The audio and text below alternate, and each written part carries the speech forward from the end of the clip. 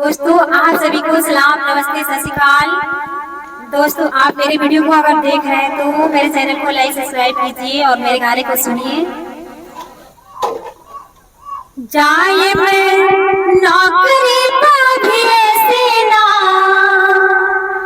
कहिए बलाम जी, घरे छुट्टी लेके औरी कुछ दिन रहिए बलाम जी, घरे छुट्टी लेके औरी कुछ दिन रहिए बलाम जी। जाए मैं नौकरी पाभिए से ना,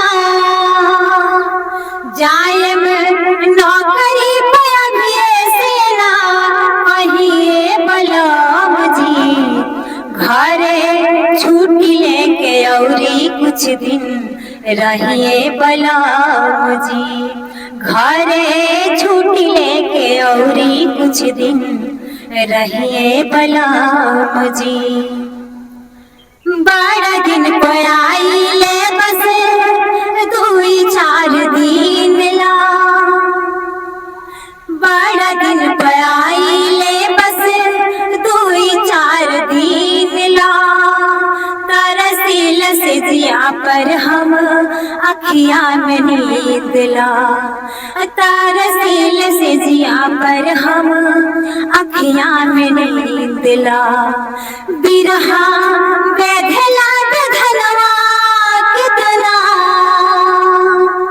बिरहा बेधला धनवा कितना सहिए बलाम जी, घरे छुट्टी लेके औरी कुछ दिन रहिए बलाम जी, घरे छुट्टी लेके औरी कुछ दिन रहिए बलाम जी। छुट्टी के कागज दे दी, रास्ता निकाली, डॉक्टर से मेडिकल के रिपोर्ट बनवा दे। छुट्टी के कागज दे दी, रास्ता निकाली, डॉक्टर से मेडिकल के रिपोर्ट बनवा दी। तड़पे रउआ दिन जवनिया के ना, तड़पे रउआ दिन जवनिया के ना डहिए बलाम जी, घरे छुट्टी लेके औरी कुछ दिन रहिए बलाम जी, घरे छुट्टी लेके औरी कुछ दिन रहिए बलाम जी।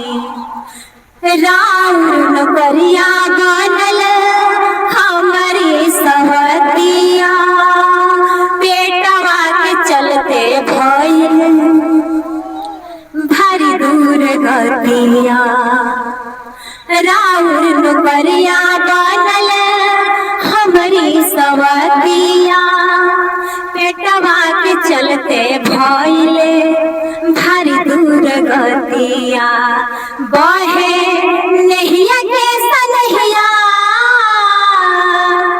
बहे नहिया के दरिया सनहवा बहिए बलाम जी, घरे छुट्टी लेके औरी कुछ दिन रहिए बलाम जी, घरे छुट्टी लेके औरी कुछ दिन रहिए बलाम जी।